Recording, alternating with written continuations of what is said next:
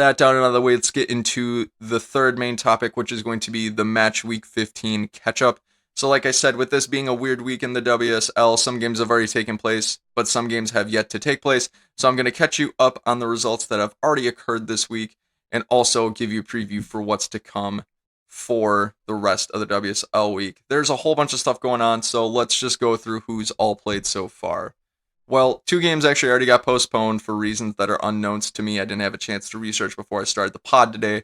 But I will just tell you, Aston Villa and Birmingham City, they were postponed today, along with Tottenham Hotspur and Bristol City, which was also postponed. I was really looking forward to seeing the result from the Tottenham and Bristol game because Bristol's been on a tangent run lately where they've been playing very well, and they're actually in the Conti Cup final, which is the Continental Tires League Cup final, full name.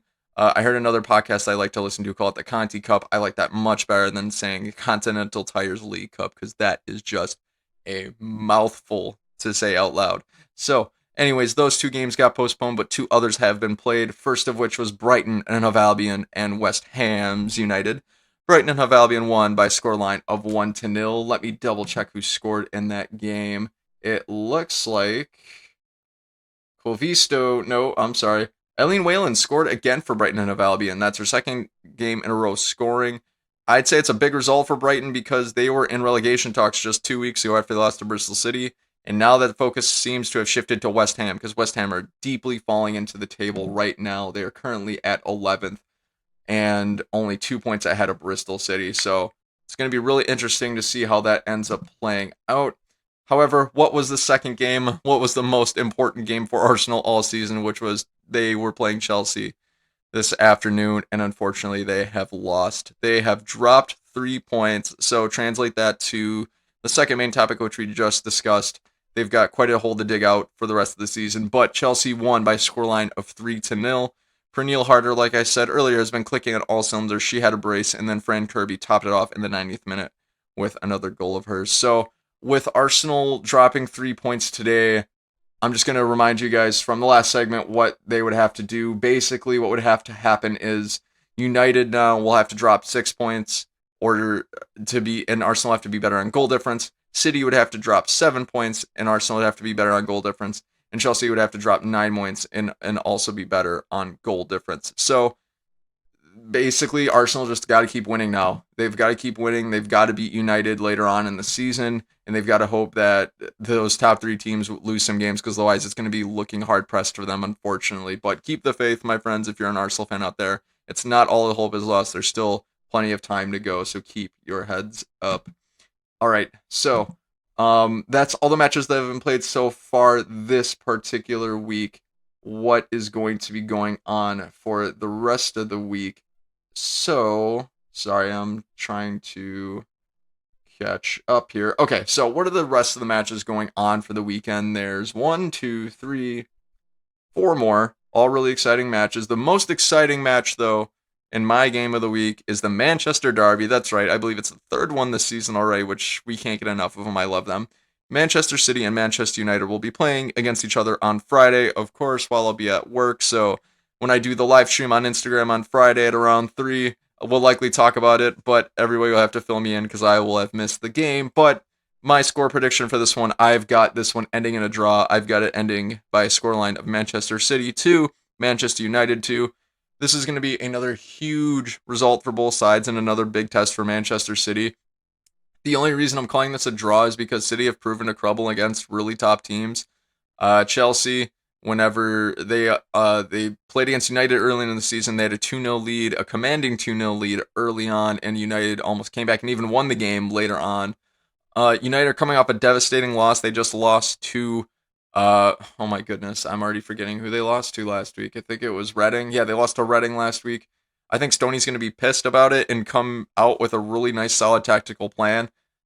However, I don't think it's going to be in the players' heart to win it. If I'm being honest, they really looked off, like so off to the point last week where I'm having doubts as to how they're going to start doing in the future. They just really didn't look on the same page. Something was up. And if they get it resolved before this match, then great. I think they have a chance to win it, but I don't know if they have enough conviction to do so.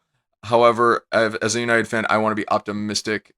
So I would say that this 2-2 draw is optimistic for United, given that City has been on a crazy form lately. They've been winning game after game after game. I think they've won their last 5 in all WSL competition. So it's going to be really interesting to see. I wouldn't be surprised if City won this one, but like I said, as an optimistic Manchester United fan, I've got this ending in a draw and our Champions League, or not an hour because I don't play for them, but I've got a lot of optimism in Manchester United's Champions League hopes staying alive. So thanks for indulging me on that one, guys. What other matches are going on? We've got Aston Villa and Arsenal playing against each other. The good news is I'm predicting for Arsenal fans that this match will end at Aston Villa 0, Arsenal 4. With Arsenal losing today to Chelsea, every single point in every single game matters, even goal difference at this point. So they don't have a choice. They have to win. And I've got them winning this one by a lot, considering Aston Villa keeps falling in the table, and I believe is bottom 3 at this point. Moving on to what I think is going to be one of the most interesting matches of the week. It's going to be Reading against Everton. Reading have been on the upswing in the last few weeks. They shown that they can compete with the top teams. They beat Manchester United last week by a score of 2-0. They've been hanging in there with really tough teams. Their manager has been showing really strong tactics. Everton haven't really been very convincing. They really don't look like they have a plan when they're out there on the pitch, if I'm being honest. They've got new pieces in Jill Scott and Alicia Lehmann. So far, it hasn't proved fruitful. I don't think that's made that big of a difference. So I think Reading for this match is going to ride the momentum of last week's match and win this one by a scoreline of 2-1. If Everton was in full swing and wasn't struggling, I'd feel differently. But at this point, I've got Reading riding the wave. And then last but not least, we are at Bristol City and Chelsea. This is a Continental Tires League Cup final preview because they will be playing each other for that League Cup later on in the spring. It's going to be cool, but I think Chelsea's going to win this one pretty handily. I've got Chelsea winning this one by scoreline of 5-0. Chelsea have been at a really good run of form recently, aside from losing to Brighton, which I think that was interesting, but I think they'll recover just fine and beat Bristol City pretty handily.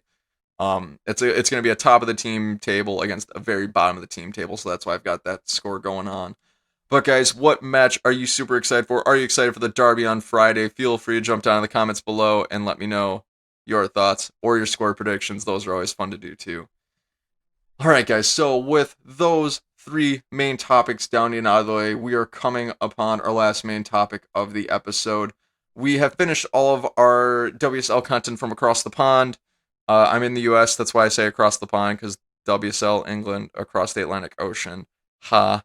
But anyway, let's get into the 4th and final main topic for this podcast episode, which is going to be all about Casey Krueger, knee short, getting the call up to the U.S. women's national team. So, like I said earlier on Monday, it was announced that Alana Cook was denied by her current club, which is Paris Saint-Germain of Division I Feminine, from joining the U.S. women's national team for February camp for the SheBelieves Cup, which starts next week Thursday, and I can't wait. We're going to have so much podcast content to talk about.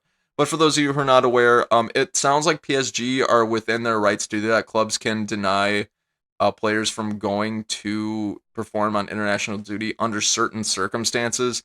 I don't know the official rules on that from a FIFA standpoint, so take that with a grain of salt. What I've been mainly hearing is that the SheBelieves Cup isn't in a quote-unquote FIFA window, so that gives PSG a little bit of leverage. And then plus 2, with the mandatory quarantine for 7 days that Alana Cook would have to undergo if she went back to PSG and started playing in competition, that would also give them a little bit more leverage to deny her her ability to go over for international duty. I don't know the official rules on that. Feel free to jump down in the comments below and enlighten me, but I will research that later on to give you more. Just know that Alana Cook wasn't able to go to camp, but she was selected. With that void, Vlatko ended up selecting Casey Short, who is now Casey Krueger, like I said earlier, because she was married, I believe, earlier on this year. And she plays for the Chicago Red Stars. For those of you who don't know, the Chicago Red Stars are in the NWSL and are my pick to win the NWSL title this year. Casey has made, I believe, 33 caps for the U.S. women's national team. I'm sorry, 32 caps. The last one she made was actually in the 2020 SheBelieves Cup against Japan, where the U.S. won by a scoreline of 3-1, which, hooray, hooray, we always love a U.S. women's national team victory. She started making caps for international selection all the way back in Jill Ellis's tenure, so she's been a veteran with the team without having a ton of caps, if that makes sense. She's been around for a long time, and she's always been consistently in the conversation without being in the squad as much. But what does this this kind of begs the question a little bit. This makes it interesting because what does this mean for the U.S. Women's National Team roster, like Olympic roster, going forward? Um, for me, not really a whole lot, right? The reason being is because I think this is a one-off situation in that Casey hasn't really been in any camps in like the last 3 or 4, dating all the way back to October, I believe, when we started having U.S. Women's National Team camps again. She hasn't appeared much for the team in big competitions like the World Cup or the Olympics over the course of her career. Unless she performs out of her mind for the SheBelieves Cup, I don't see her entering the conversation for being part of the Olympic squad. And I'd say the one thing that strengthens that argument is we're just coming off of a camp in which Vlatko took everybody and their sister in 10 defenders to the January camp and didn't include Casey Short in that list. So, and he also took 8 more in February and also didn't include Casey in that list. So, I mean, that's a big sample size, and he didn't take Casey. So, I mean, I think this is just a one-off situation with that in mind, and I don't think she'll be part of the squad for the Olympics going forward. But there's also another little side note. I think that this sort of backs up the theory a little bit about Ali Krieger and Ashlyn Harris. For those of you who may be new to the podcast, in recent weeks I stated that even though Ali Krieger and Ashlyn Harris weren't selected to this particular camp, I still think that they will be in the Olympic roster going forward. I lost my train of thought. Oh my god, this is weird. Okay, so thanks for bearing with me for a second there, guys. I just totally lost my train of thought. But um, earlier I was saying, okay, maybe Allie and Ashlyn opted out for the camp. That was my theory in recent podcast weeks. But a lot of people were saying, okay, I'm really glad that Ashlyn and Allie aren't in the squad anymore because it's time to make way for youngins. It's time to make way for other talented players. But with Alana not being picked up, if Allie's exclusion would have been a question of talent, Allie would have been the next logical person in line. So, for example, if I'm Vlatko and I'm not taking Alana Cook and I left Allie Krieger off of my list because she wasn't in the talent pool that I wanted, well, you often take the next most talented person in that position. Well, the next most talented person in that position would be Allie Krieger. To me, it wouldn't be Casey Short. So by Vlatko bypassing Allie Krieger and just going to Casey Short, to me that says, okay, there's probably a deeper reason why Allie's not in this camp. I'm thinking it's because Allie and Ashlyn opted out and just chose not to go to camp, especially since Allie just got back from camp in January and performed really well in the Colombian friendlies. So I think, I'm not saying that Alana Cook is more talented than Allie Krieger. I'm just saying if Alana Cook's not in it and neither is Allie Krieger selected, well, the next person in line would be Allie Krieger. Allie Krieger would be the first person on the list that I would grab talent-wise for defenders in my list. So, however, Vlatko didn't pick up Allie, picked up the Short, who isn't the first person I would have picked. But for that reason, I'm thinking that Allie opted out for several other reasons. So, the flip side of that coin would be that Allie is so far off of Vlatko's radar and he's never going to call up her or Ashlyn again that he didn't even bother selecting her even with the vacancy. But like I said, with how well she performed against Colombia and she's been in the last few camps, Allie I'm speaking about, I'd say that that's slowly likely. So, guys, I did a really poor job explaining that. I lost my train of thought kind of in the middle there. So thanks for bearing with me and sticking with me. I greatly appreciate it. What do you guys make of this situation with Casey Krueger and being selected to the U.S. Women's National Team? I just want to be clear, I'm super pumped that she got the call-up because she is a vet that's been around for a long time, and I'm excited to see what she's got to bring to the team for the SheBelieves Cup. Feel free to jump down in the comments below and let me know your thoughts. Alright guys, so this was a bit of a clunky episode, and I appreciate you sticking with me as always. It's been honestly an awesome honor and privilege to have you join me on this particular podcast. It's been phenomenal, and I greatly appreciate it. If you guys like this podcast, like what you're hearing, seeing, feel free to rate the podcast, like, comment, subscribe if you're on YouTube or otherwise. Enjoy all the rest of the matches for the rest of the weekend. Feel free to follow us on all our other social media platforms. I've been Bryce. This has been the Women's Soccer / Football Podcast. And until next time, have a great day.